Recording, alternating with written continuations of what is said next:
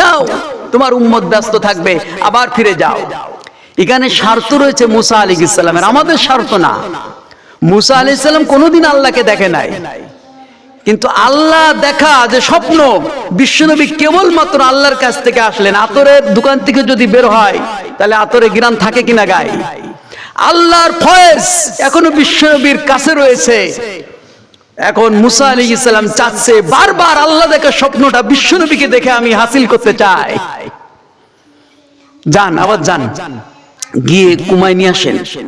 আল্লাহ পাক বললেন, কুমাতে যখন এসেছো বন্ধু, তা যাও 5 কুমাই দিলাম। আবার মুসা আলাইহিস সালাম বলে না, 45 পারবে না, চলে যাও আবার, কারণ আবার দেখবে বিশ্বনবীকে, বারবার দেখবে। এই ছলনায় বারবার করে পাঠাচ্ছেন, 9 বার পাঠালেন। 9 বার পাঠালে 5 কমতে কমতে মাত্র 5 থেকে গেল 50-এর থেকে। বলে আবার যাও। বিশ্বনবী সাল্লাল্লাহু আলাইহি সাল্লাম বলেন আর যাব না,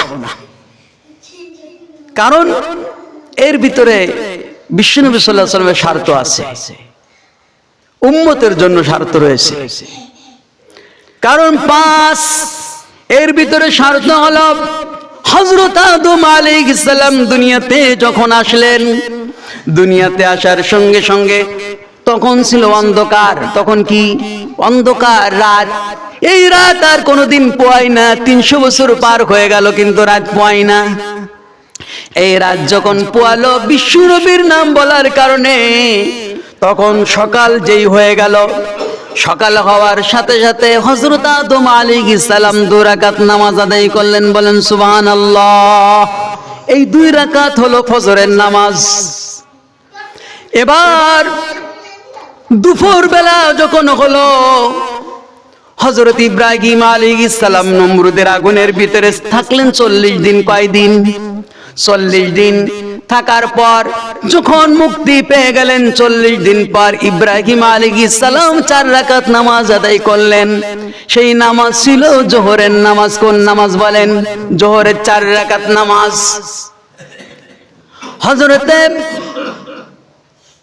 ইউনূস আলাইহিস সালাম মাছের পেটে একটি মাত্র নিজের কাছে ভুল হয়ে গেল, আল্লাহকে না বলে পার হয়ে যাচ্ছিল, উম্মতের মধ্যে শাস্তি আসবে, তাই সেখান থেকে তিনি বিদায় নিচ্ছেন।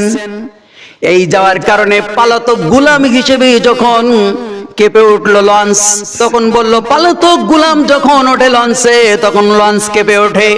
শাস্তি হিসাবে কি আছো পালাতক গোলাম, সে নেমে যাও। কে বুঝতে পারলেন না, লটারি করলেন, 3 বার যার নাম উঠলো তার নাম হলো হযরত ইউনূস। ইউনূস আলাইহিস সালাম দেখলেন আমার কারণে লঞ্চের সব লোকগুলো মারা যাবে, দরকার নাই, লাফ দিয়ে পড়লেন, মাছে গিলে নিল।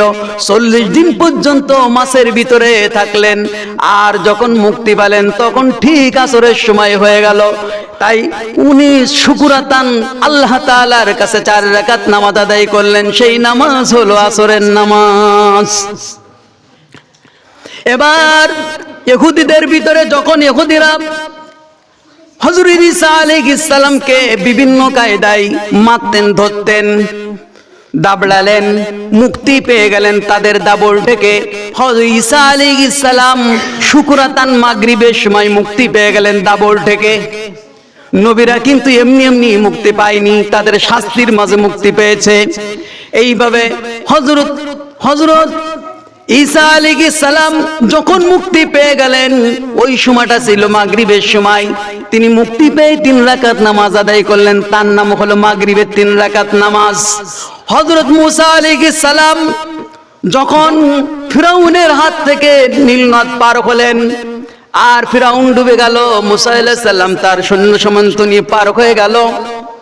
যখন ওপারে চলে গেলেন, তখন যে সময়টা ছিল সেই সময়টা ছিল ঈশার সময়। ঈশার সময়, ওই সময় হযরত মূসা আলাইহিস সালাম 4 রাকাত ফরজ নামাজ আদায় করলেন। এইজন্য বিশ্বনবী সাল্লাল্লাহু আলাইহি সাল্লাম সব ইতিহাস জানেন। তিনি চিন্তা করলেন 5 নবীর 5 সময় 5 ওয়াক্ত নামাজ যদি আমি নিয়ে যেতে পারি, তাহলে অবশ্যই আমার আল্লাহ পুরস্কার দিবে। আল্লাহ রাব্বুল আলামিন বললেন, বন্ধুরে, হাবিব রে, যখন তুমি বুদ্ধি করে 5 ওয়াক্ত নামাজের সিদ্ধান্ত হয়ে অটল দাঁড়িয়ে আছো, আর আসো নাই, এজন্য তোমার 5 নবীর উম্মতেরা নবীরা যে নামাজ আদায় করেছে, তোমার উম্মত যদি নামাজ আদায় করে 5 বার, তাহলে 5 নবীর উম্মত এবং নবীদের সব সওয়াব 5 ওয়াক্ত নামাজে দান করে দেবে। বলেন সুবহানাল্লাহ। আর তুমি যদি এই নামাজ যদি আদায় করতে পারো, তোমার উম্মতদেরকে 50 ওয়াক্ত দিয়েছিলাম, 50 ওয়াক্ত নামাজের যে বিনিময় রয়েছে তা থেকে তোমার উম্মতকে মাহরুম করা হবে না। এর জন্য নামাজ হলো কয়েকটা 5 ওয়াক্ত নিয়ে আসলেন।